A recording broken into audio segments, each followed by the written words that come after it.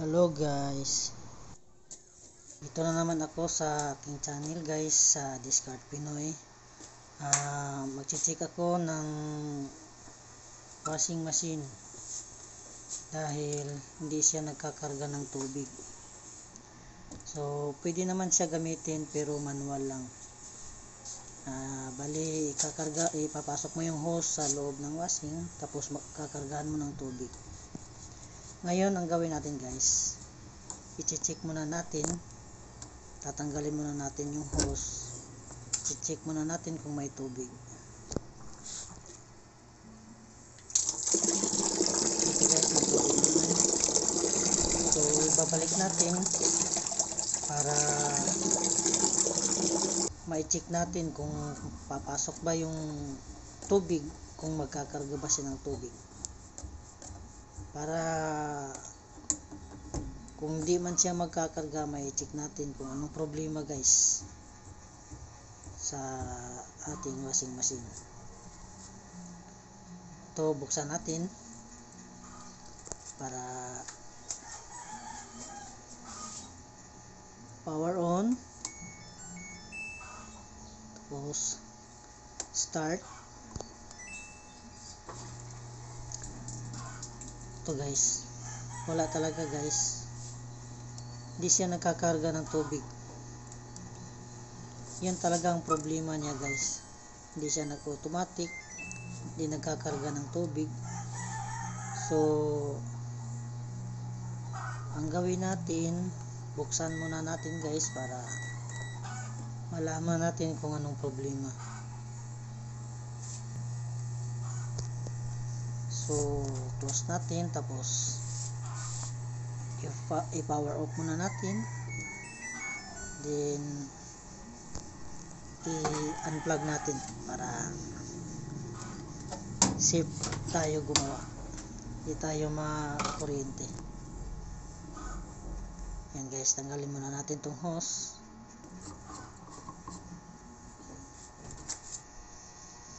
Tapos buksan natin, tanggalin natin yung tornilyo, i-secure natin yung mga tornilyo guys, na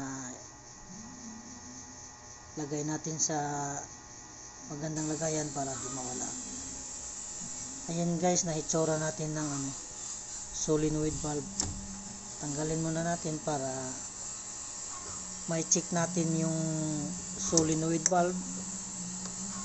Check natin sa ating tester kung anong solenoid valve ang nagka-problema.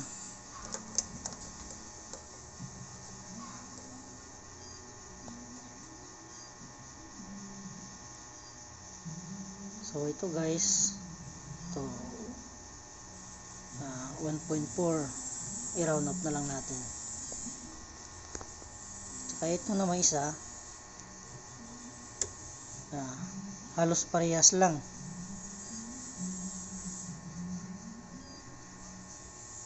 Halos parehas lang, 1.4.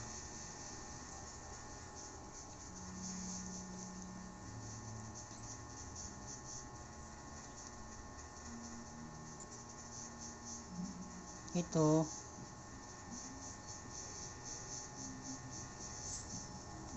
(1.2),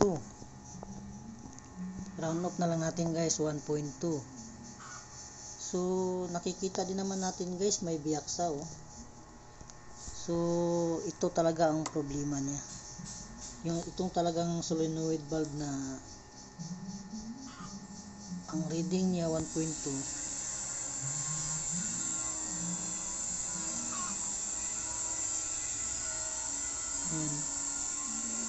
Yan guys.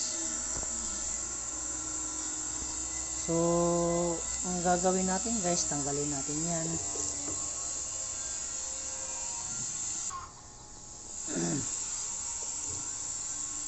Yan, tatanggalin natin dahil may bago akong in-order sa Shopee.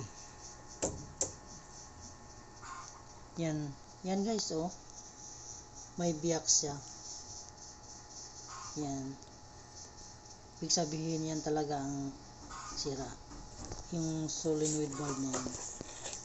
Ayan guys, may bago akong binili sa Shopee.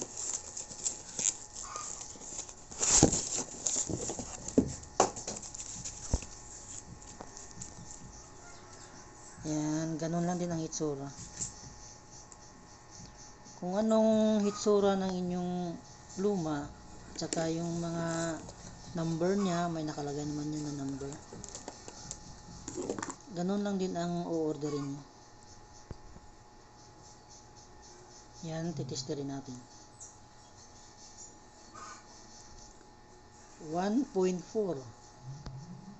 1.461. Yung gitna, ganun din. 1.459 50. Halos ganun lang din. Ayan guys, yung bagong in-order ko.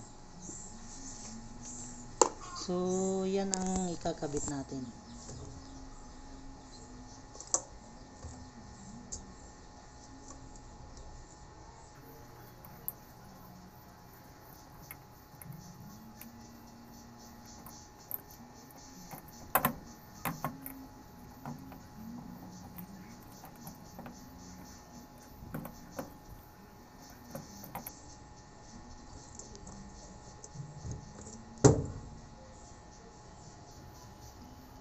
Yung sakit na yun, ikabit natin. Yan. Para ma-testing natin kung gagana ba siya.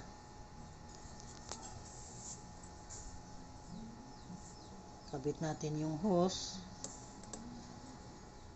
ng tubig para ma-testing natin.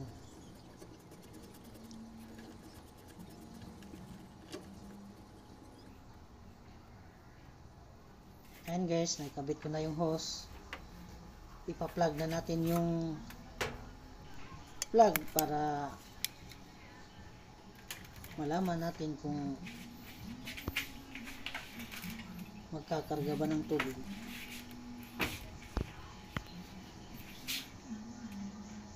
Yan guys, buksan natin yung tubig, tapos i-power on, tapos start. Yan guys, maririnig nyo na pumapatak na ang tubig guys, ibig sabihin okay siya. Yan, buksan nga natin. Ayan, ay tubig talaga, ibig sabihin okay siya. Ibig sabihin success yung pinalit natin na solenoid valve.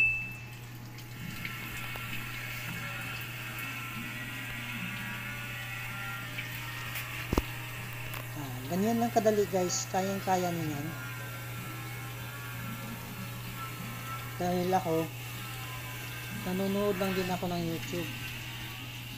Tinitingnan ko lang din yung mga ginawa nila, tapos yun lang din ang ginaya ko. Nagawa ko naman. Ibig sabihin, kaya nyo rin. Yan guys, ganyan lang kadali. So, sa mga nanonood na mga subscriber natin at sa yung mga viewers, salamat. Tsaka yan guys, yung yan dispenser, yung gitna yun dispenser, tapos yung sa kaliwa yun ang souvenir. Tapos yung pinalitan ko, yun ang magpapasok ng tubig.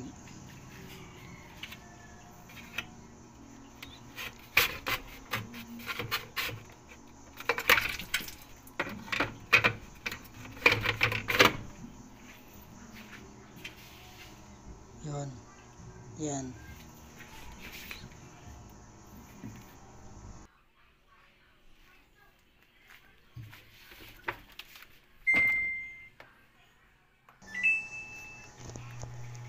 So ganyan lang kadali guys. So para makatipid kayo, hindi na kayo magbabayad, manood lang kayo ng YouTube. Tingnan nyo lang, napakadali lang. Kung di nyo kaya, di pagawa nyo sa technician. Pero subukan nyo muna, madali lang. Ayan na guys, ibalik ko na dahil okay naman siya. Maraming salamat guys sa mga suportan nyo.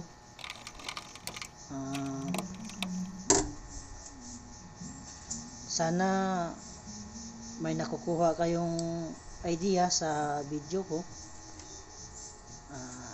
Yun lang guys, maraming salamat. Thank you for watching. Kita-kita tayo guys sa susunod kong na video. Maraming salamat talaga. Thank you for watching.